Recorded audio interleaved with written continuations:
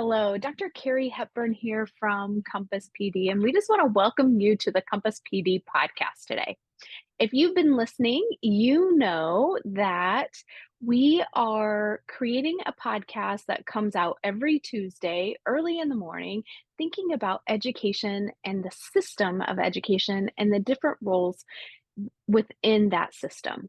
And each week we have somebody different coming in and talking about an upcoming time of the year from the perspective of a role. And so today we have Dr. Stephanie Brenner here with us, and she's talking with us from an instructional coach or a coaching leadership role. Welcome, Stephanie. You. I'm really glad to be here again. Yeah, it's fun. We had last month you were here and you were talking about coaches getting a hold of their calendar, like Mhm. taking some time, sitting down with their principals, talking about what do they envision coaching is going to look like, and then making sure that the calendar highlights what they value and what that plan is that they made with their principals. And then making sure that they were in classrooms and in classrooms a lot.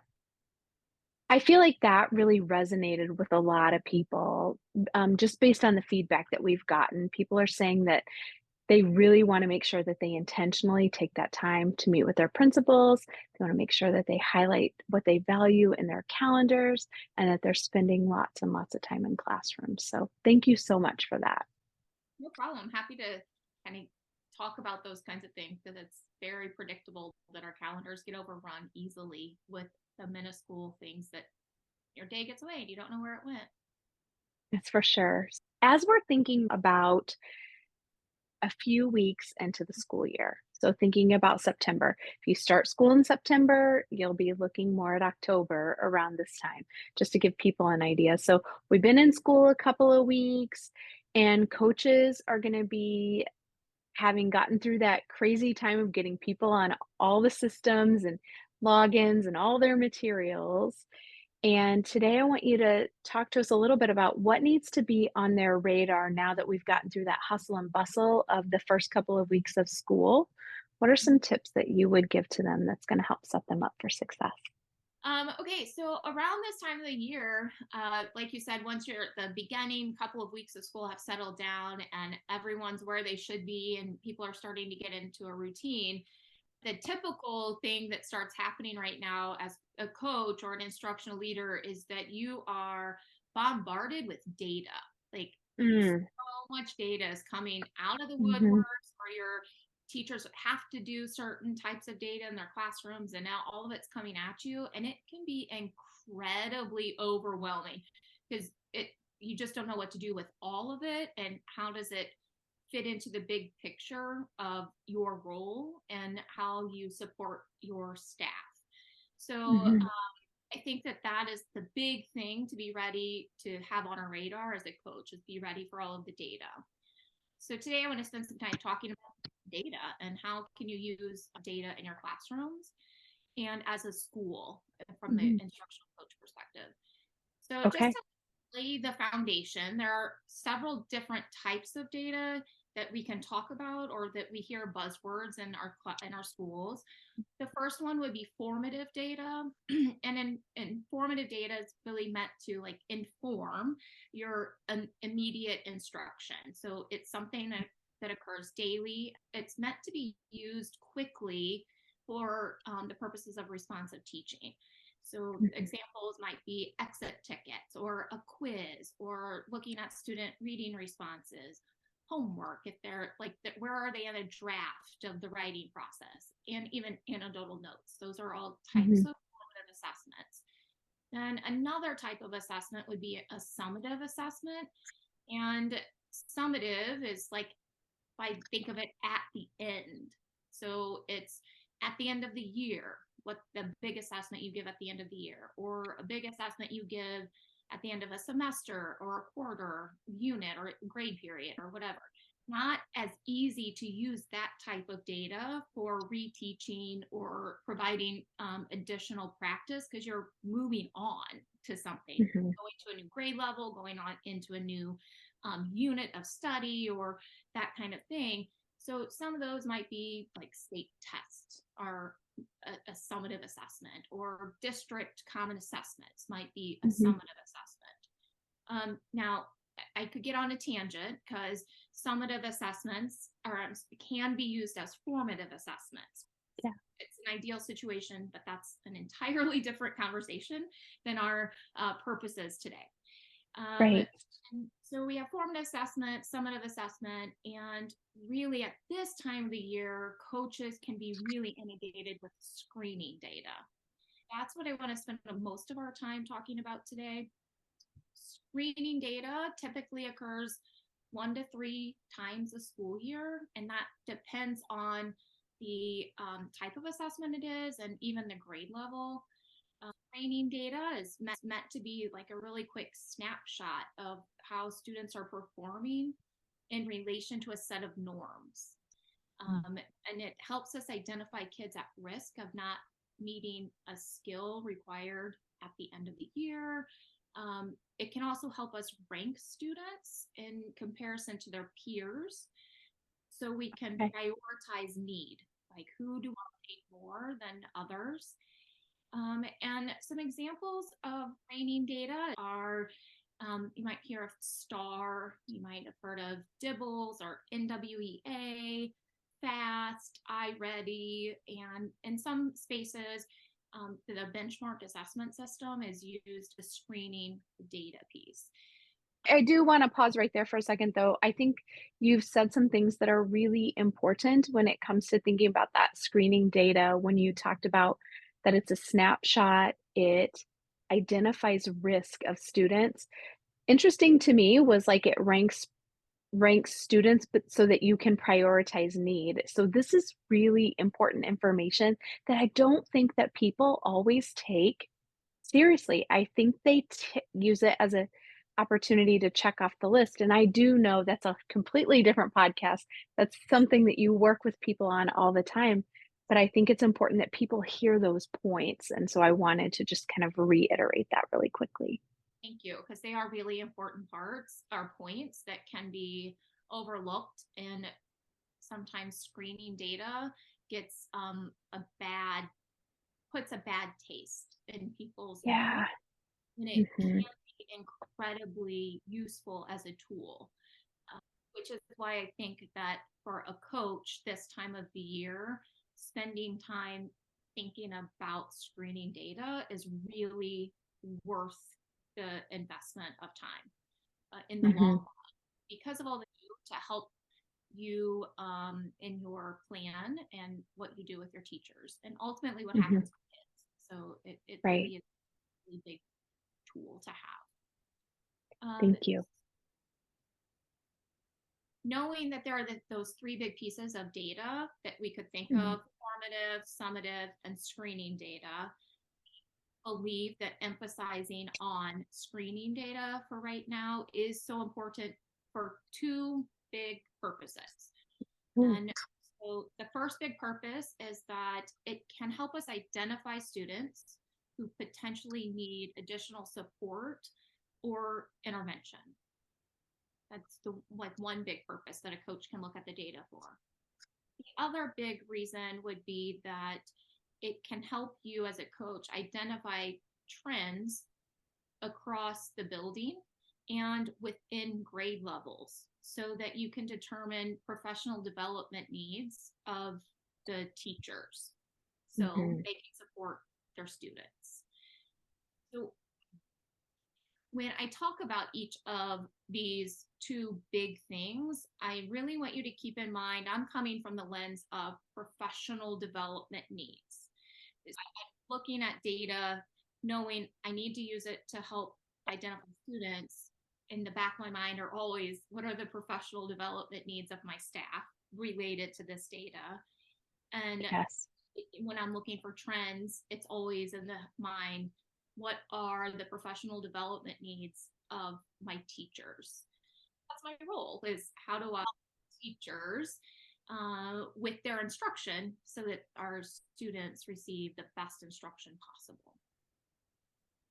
Okay, let's dig into some of the bigger things with the those two big points. So if I think of screening data first with the purpose of identifying students who need support or intervention, my biggest recommendation would be that you need to follow some kind of protocol. And having a system in place is really important for that. The logistics of establishing said protocol is a podcast in its own sense and Yeah. a really long one, if we were to Yes. even say that. So I don't want to get into nitty gritty things. I do want to give you some basics of what a protocol could look like and sound like. So a protocol would include some type of criteria for knowing which kids we're going to focus on. So it might be cutoff points. It might be that we're going to really look at kids who are below in 4 out of 7 different type of data points. So just knowing a criteria for identifying students.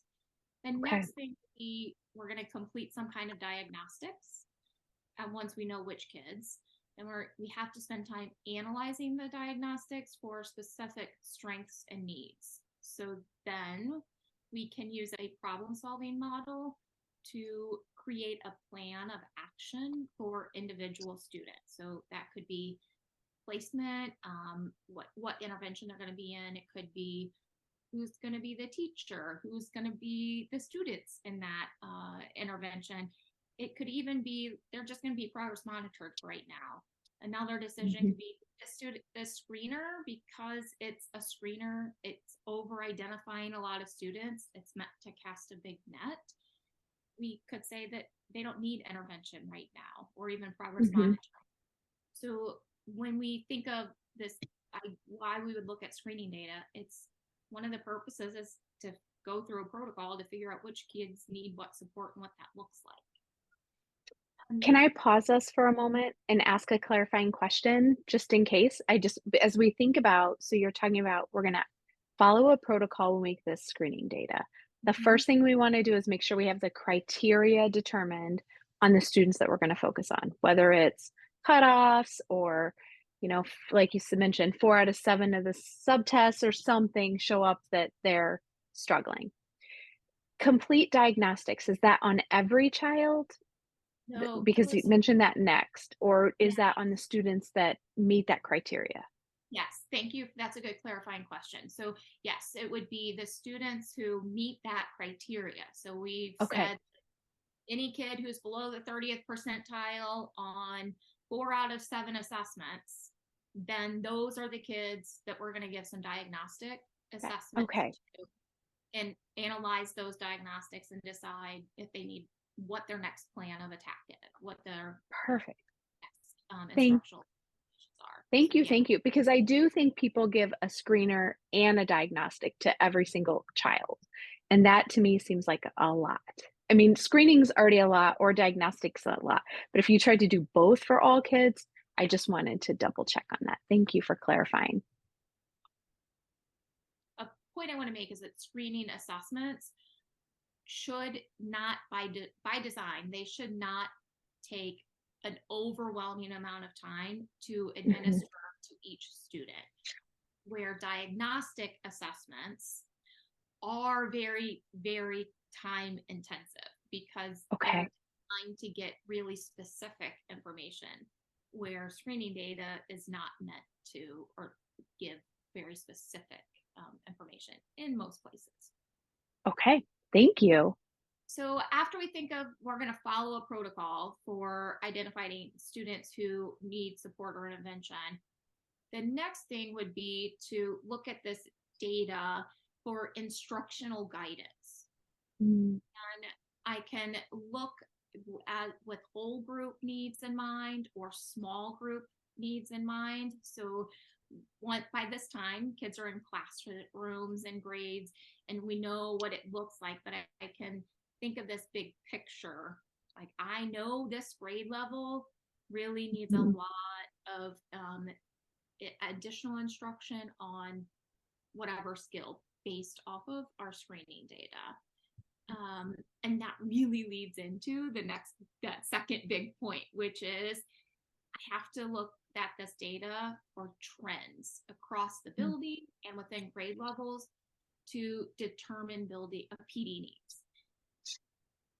The first way of analyzing that data is to think about the building view.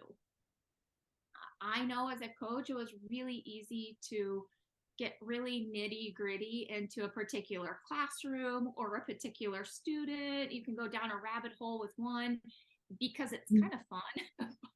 However, as the coach, you're helping the whole school and having that broad perspective of the building first, and then working your way down into some nitty gritty things. So that's why I wanted to really be specific about building level first.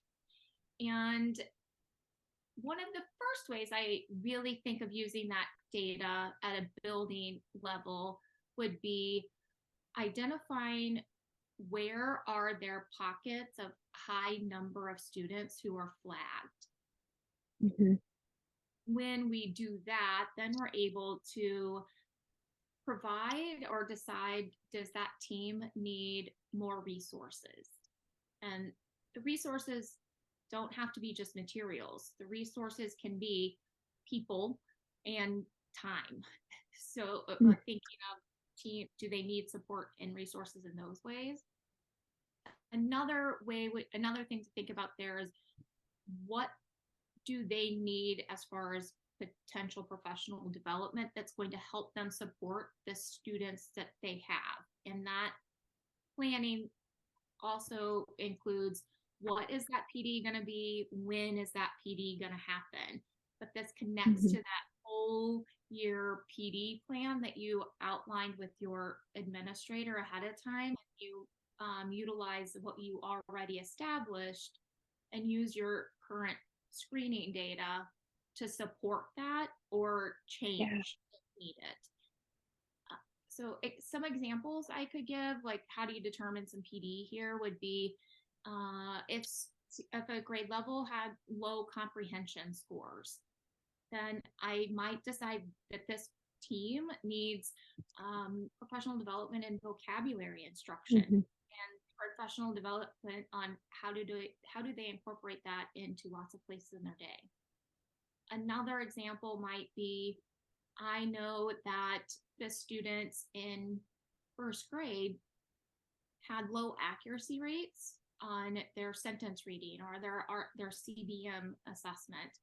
So that team might need professional development on how to blend sound, teach kids how to blend sounds. They might need some professional development on phonological awareness.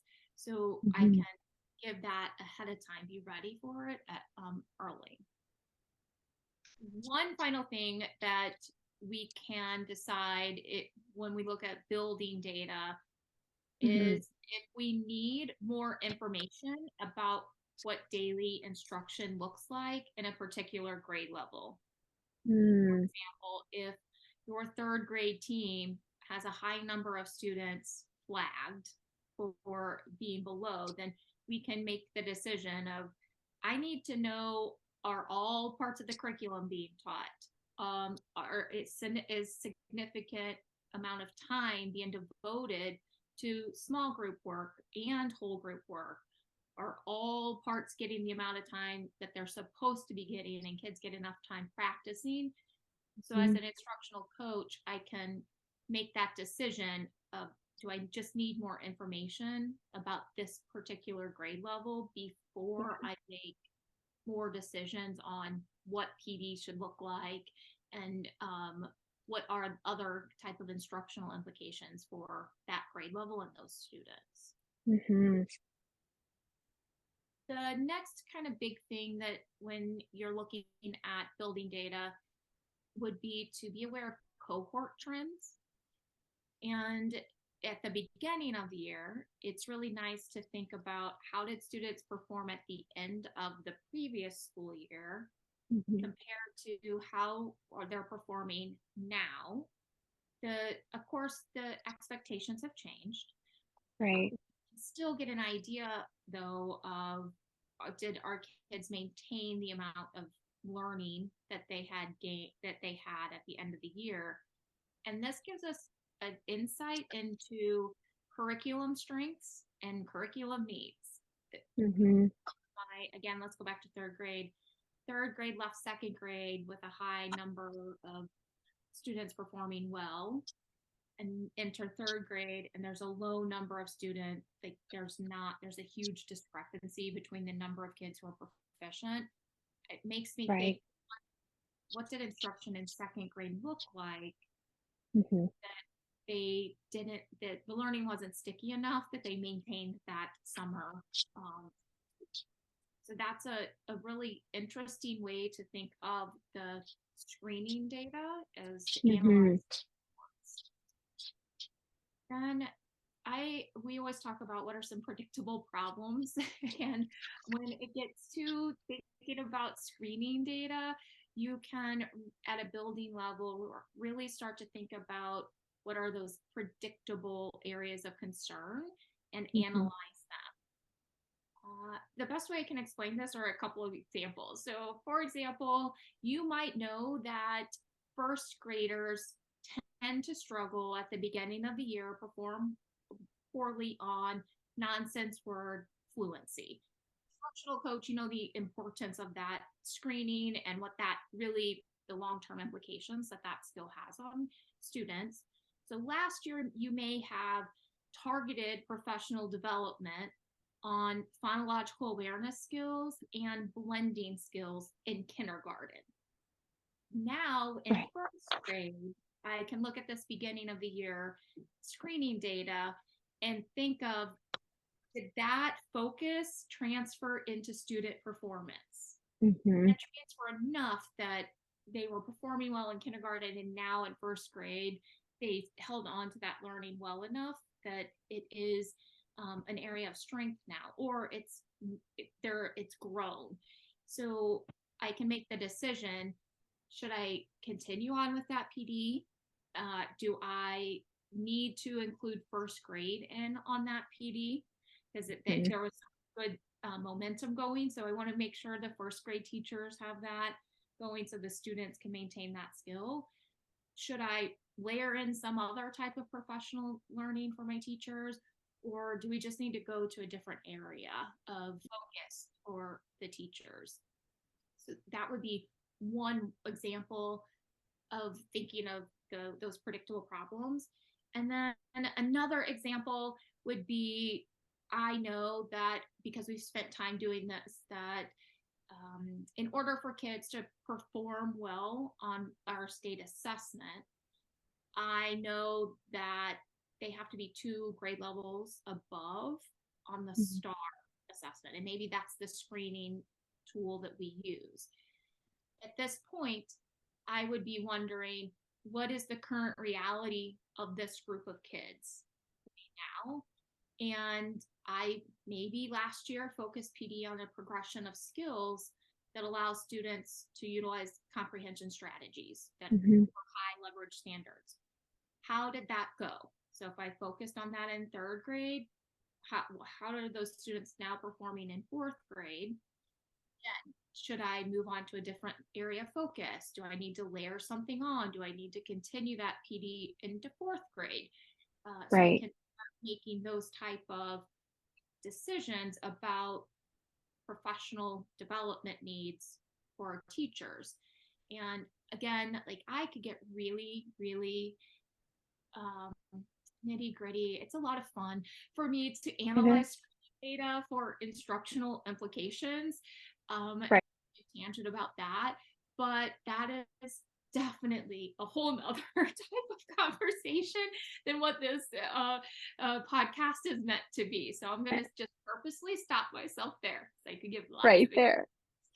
Can I Well, and I think you made a couple of things I want to just kind of highlight as, we're listening as I was listening is you do need to look at your screening data and, do some sort of correlation over time to see how it aligns with your state data.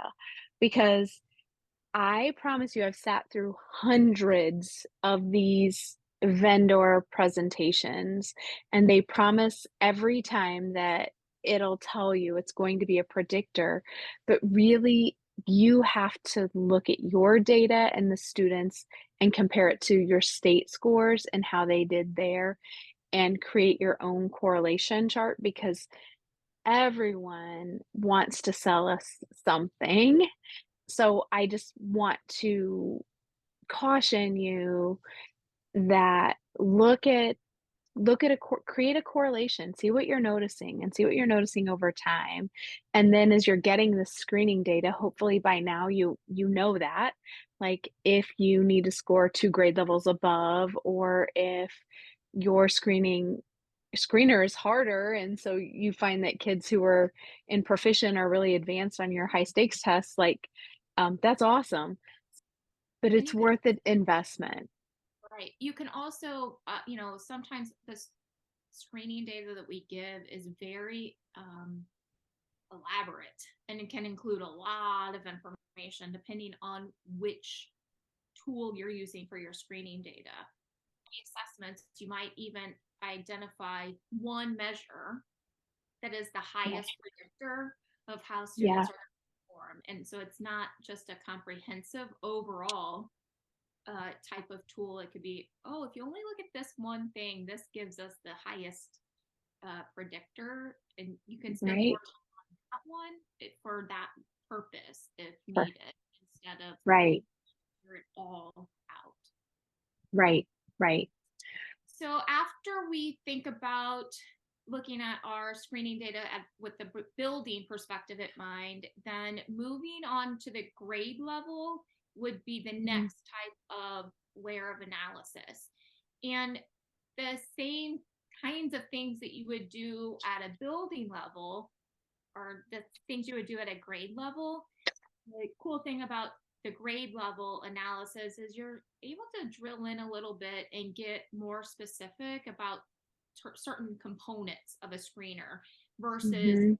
overall data type of thing. So I what I think about are, I can now look at individual classroom performance, and are there is there a group of students within a grade level that has a higher number of students flagged? So I can think of, how do I provide support to that teacher? Oh, Do I need yeah. to spend time planning tier one instruction with that teacher? Is that teacher going to need additional modeling or coaching support because she has so many students who flagged, Right. she or I also can think about, what are overall instructional recommendations that I could give for whole group instruction or small group instruction that goes to lots of parts of the day Mm, on classroom performance. So I could go to teacher A mhm. and be like, you need to focus on phonological awareness. You need to focus on phonics. You need to focus on sight words, or you need to focus on vocabulary, whatever it is, Right. based on that classroom level data. Another thing would be, think of trends that you have picked up on as a coach across the years that indicate instructional strengths or instructional needs of particular teachers. Example was not the strongest math teacher because it wasn't my thing. So when I had students who had a high level of need in math instruction, I relied on my peers to give me tips on what's that going to look like for my class. Right. But I could help them with ELA type of Right. help. So as a coach, think being cognizant of that. If you know a particular teacher struggles providing vocabulary instruction, but the data shows that their students are going to need a high level of support in vocabulary, what kind of support can I give that teacher in a Mhm. coaching cycle to help them meet the needs of their kids? And finally, I think of, what are the predictable areas of concern that are high predictors for future student performance. So Mhm. I can at the grade level make decisions about front loading PD. Mhm. So I think of maybe, let's go back to third grade. If I know that the students in third grade performed, they didn't do well on the word analysis assessment, I can think of, okay, at their next PLC, I'm going to talk about this Mhm. measure, and this is what it means. This is what you can do with instruction to help Right. students ahead of time. And some of those high leverage ones might be vocabulary. I already said that. Fact Mhm. fluency, or any type of Yeah. fluency. A word analysis, if they had the accuracy rates of students is another type of big predictor, and the younger kids phoneme segmentation. So I can look at those high predictor assessments and front load PD for teachers based on what I know their grade level is going to need. Again, I could get really windy about that stuff because it's kind of a passion of mine to Yeah. analyze data, especially screening data, to notice where are those strengths and weaknesses of our students, Yeah. and over time, what are trends that help me as a coach decide the PD needs of our teachers for instructional purposes. May I ask a quick question? Whoa, I'm kidding. No, don't ask. Um, I'm just wondering if you're a coach and you're hearing all of these subtests, and really we hear a lot of people looking solely at the composite score. How in the world am I supposed to know, or where can I go to understand why it's important that we're taking this particular subtest and what it means if I see students are struggling? Where what Yeah. where would you recommend they look? One of the best places to look would be in the manual that comes with the assessment tool that you're using. Often Okay. it will have like the white matter or the an explanation of the different assess or components, and it will outline which data points are the most high leverage at certain points. It will Mhm. give the research behind that testing measure and what it means, what it's really assessing. But it's in that manual that we most of the time just kind of Didn't tuck to the even look at. side, or it's the Yep. tab on the assessment. The Like when you have to go through the training for the assessment, we kind of Right. ignore all of that. Mm. That would Right. be a place that I recommend people go first, to Okay. the user's manual, to see what those assessments are really measuring if they don't know. And Great. That's super helpful. I think we get so hung up on we have to give this that we just worry about the actual administering of the assessment, that we don't think about like the purpose and the data that we're getting and what that means. We just then look at that overall end score and think everything's fine. And it's a lot of times in our experience is we'll notice students are having problems in third, fourth, fifth grade, and when we sit down with people and look at their data, it's like actually you could see that trend was happening in kindergarten based there were on this little subtest or crumbs. that Yeah, there were little crumbs all the way the back. whole time. And people skip that. And it's like, we could have filled it in back here when it was like a little thing. And now we've got kind of a big thing.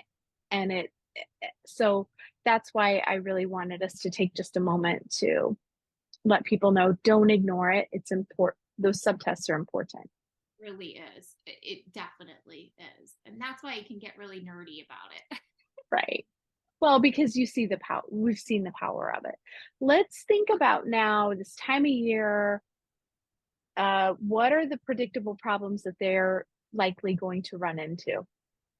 One of those predictable problems relates to what you just said, and that is, or the question you just asked. So, how can I, as a coach, help teachers and administrators make sense of the data?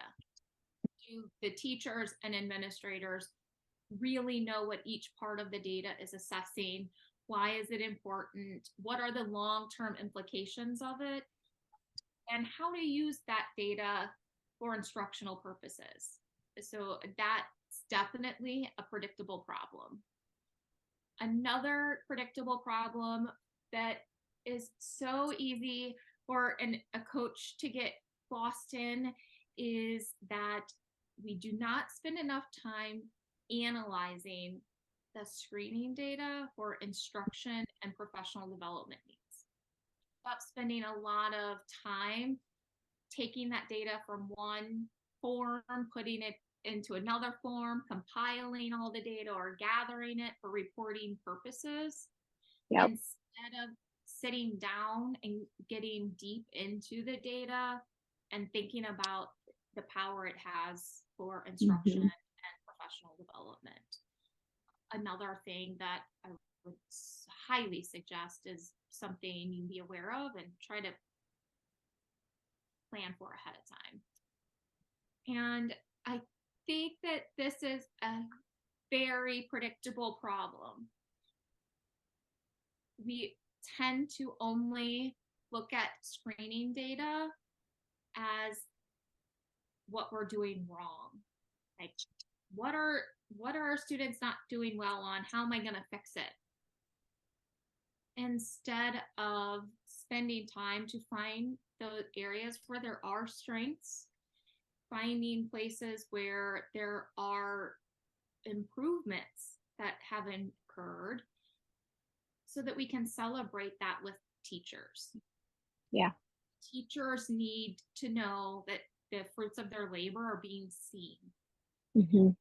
So if our third grade team has spent a ton of time focusing on vocabulary, and their fourth grade data this year shows an increase in vocabulary, you should be shouting off the mountain saying, third grade, all that work you did on vocabulary last year Mm-hmm. is really setting up the fourth grade team and those Yeah. students success. Success. They Yep. need to have that in their hearts to keep them going. Teaching's not easy. No, no, and it does feel like you get beat down. We let the data beat us down and we forget the importance and the value of celebrating those successes because there are many. There are often many successes. And can we think about those successes at the building level, at the grade level, but students, and Right? celebrating that improvement with students as well, helping them Yeah, see they have made all of this growth and progress because they're working their tails off too. they are for sure. Well, as we start to wrap up our time, what would be a tip or a reminder you want to share with the coaches right now? When you're having conversations about screening data or any type of data, the tip would be to keep the conversations focused on student performance. Mhm. What are the kids doing? What are they not doing? And because data conversations can easily become judgmental on the Yeah. teacher. Like, Mhm. what are you not doing right? What's not going well in your classroom? And when we focus on what students are actually doing, what students are not doing, that it becomes naturally more about what is working for the kid and what's not working for the student. That opens up the willingness to try something different, Mhm. because you're not saying I've done something, the teacher, have done something wrong, Right, or I'm not doing something good enough. It's just right. right now isn't working for this child. Let's see if Yeah. this change works Yep. for this child. So that's my big like tip when we talk about any type of data, but particularly screening data, is Mhm. just keep it about the student. Thank you, Stephanie, for sharing all of this today. I know that it's going to be so helpful for the coaches and the important work that they're doing to support their teachers. And if you didn't know, last year, Dr. Brenner recorded a podcast. It's episode 11 that we have, and it's called Got Data Steps to Analyzing and Planning Reading Interventions for Our Youngest Readers. It was a really popular episode, and it pairs really nicely with the information that you got today. So check that out because I think you'll find it to be super valuable. And if you did not know, Compass PD has a big goal of impacting the learning of 1 million students, and you can help us. Please share this podcast with a fellow educator and help us impact the learning of educators and students all over. We wish you the very best day.